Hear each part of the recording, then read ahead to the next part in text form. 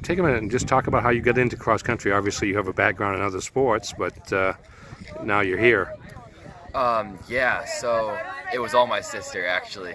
I played soccer my whole life. I don't know when I started, but all the way through 8th grade, travel and school soccer.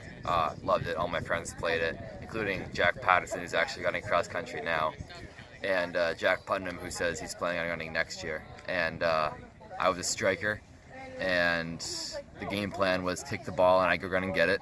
And I was like, you know what? Erin says she loves the sport, loves the coach. She said it's great.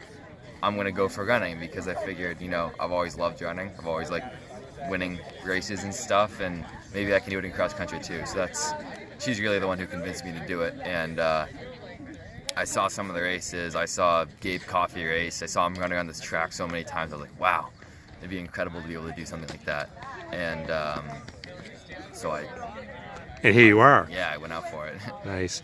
Are you surprised at all at the level of success that you've had in basically a year and a half of doing this? I am, yeah. I wasn't expecting to really be one of the top at all. I was just like, you know what, high school, gonna go have fun with friends, do a great sport, have a great coach, and turns out, I guess I've found a talent that I didn't know I had before for running. Has it changed how you approach the sport from when you first got into it? It has, yeah. When I first started, I kind of didn't really take it that seriously.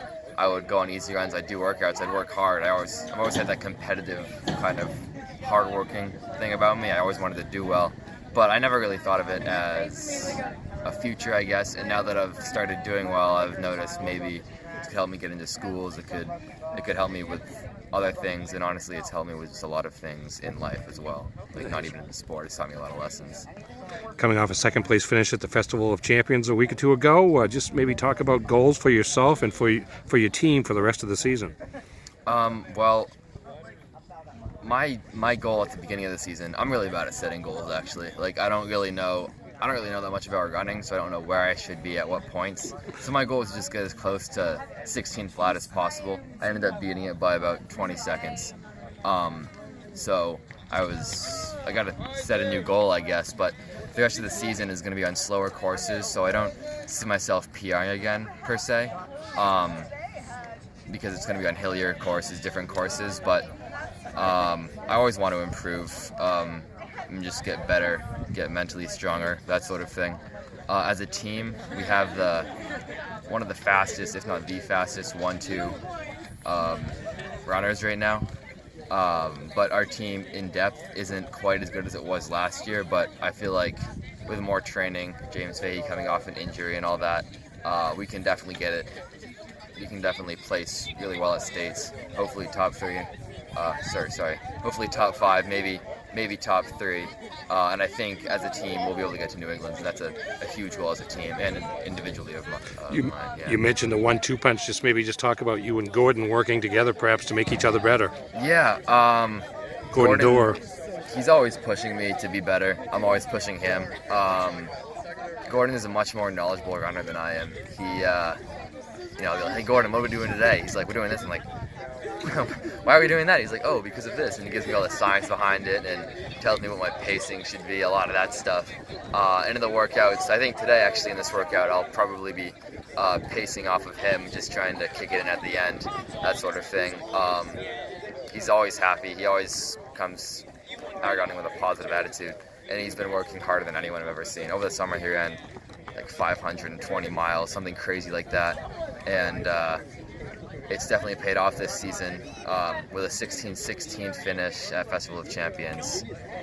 He's faster than I was last year, and I'm faster than Gabe was last year, so now we have a really fast 1-2, and next year we're not going to lose anybody.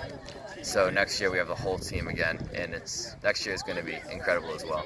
And lastly, just something I probably should have asked you earlier, but we talk a lot of times about cross-training and how that helps an athlete to maximize himself in either sport that he cross-trains in, but you obviously are a hockey player as well. Maybe just talk about how your training for cross-country potentially has helped you as a hockey player and vice versa. Yeah, actually I had 2 hockey games Sunday. Still a little bit sore, but so in that aspect, it's not really a positive thing. But other than being sore for the upcoming week, it only helps. I have an advantage because I'm staying active on Sundays when a lot of people are taking off days. It's good to be able to do something besides running. I feel that it helps me with a lot of other things in running, quickness, upper body strength, a lot of things that distance runners don't get naturally, I guess. You have to really work at that, but because of hockey, I have an advantage with that. It's also incredible leg strength for hills and all that, and that helps me a lot for hills. And vice versa, cross country, the endurance aspect, it's incredible how much the endurance helps. Like, I don't notice that I'm in good shape during the season, and then I stop running and I go to hockey, and I'm like, wow, cross country helped a lot. I can keep going without getting tired, and that definitely helps.